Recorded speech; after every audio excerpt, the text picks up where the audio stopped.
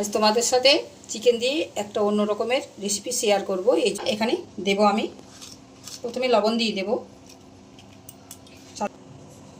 হলুদ দিয়ে দিচ্ছি, গরম মশলা দিচ্ছি, গুঁড়ো দিচ্ছি, লঙ্কার গুঁড়ো দিচ্ছি, হাফ চামচ আদা পেস্ট, আর হাফ চামচ দেব রসুন পেস্ট। এবার সব মাখিয়ে নেব। ভালো করে মাখিয়ে নিয়ে 1 ঘন্টার জন্য ম্যারিনেট করে রেখে দিতে হবে।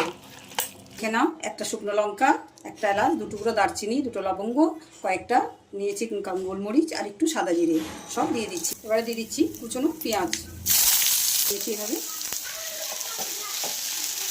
পেঁয়াজটা খুব ভালোভাবে ভাজা হয়ে গেছে। এবার দিয়ে দেব আদা বাটা দিয়ে দিচ্ছি। আবার আদা রসুন দেওয়ার পরে খুব ভালো করে ভেজে নিলাম। এবার চিকেনটা দিয়ে দিচ্ছি। পেঁয়াজের সাথে আবার একটু ভালোভাবে কষিয়ে নিচ্ছি। 2 মিনিট হাই ফ্লেমে কষিয়ে নিচ্ছি। আদা রসুনটা কষিয়ে নেওয়ার পরে মাংসটা দেওয়ার পরে 3-4 মিনিট কষিয়ে নিলাম। এবার বাকি কিছু মশলা দিয়ে দেবো। এখান থেকে দিচ্ছি কুচনো টমেটো, একটা টমেটো কুচিয়ে নিয়েছি, টমেটো দিয়ে দিলাম।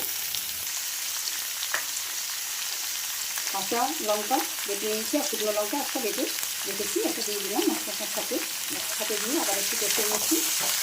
আবার 2 মিনিট কষিয়ে নেব।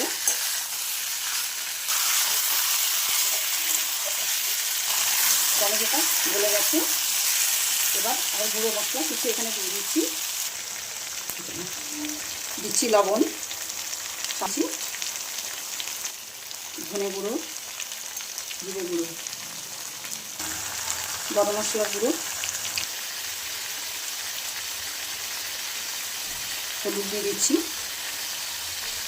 আর দিয়ে দিচ্ছি কাশ্মীরি লঙ্কার গুঁড়ো। সব কিছু দেওয়ার পরে আবার ভালো করে কষিয়ে নিচ্ছি। লো ফ্লেমে রেখে ঢাকা দিয়ে রান্নাটা করব। যত এইভাবে কষিয়ে লো ফ্লেমে রেখে রান্নাটা করবেন, রান্নার স্বাদ তত ভালো হবে। চিকেন থেকে তেল বেরিয়েছে, সাইড দিয়ে তেল বেরোচ্ছে। অল্প অল্প জলের ছিটে দেবো আর ঢাকা দিয়ে রান্নাটা করে নেব।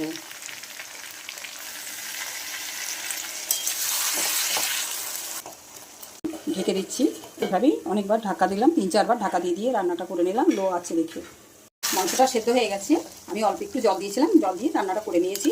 এবার দেবো 1 চামচ টক দই দিয়ে দিচ্ছি। রান্নাটা করে নিলাম। টক দই দেওয়ার পরে আবার একটু নাড়িয়ে নিলাম। এটা গ্রেভির মতো গ্রেভি হবে, ঝোল হবে না।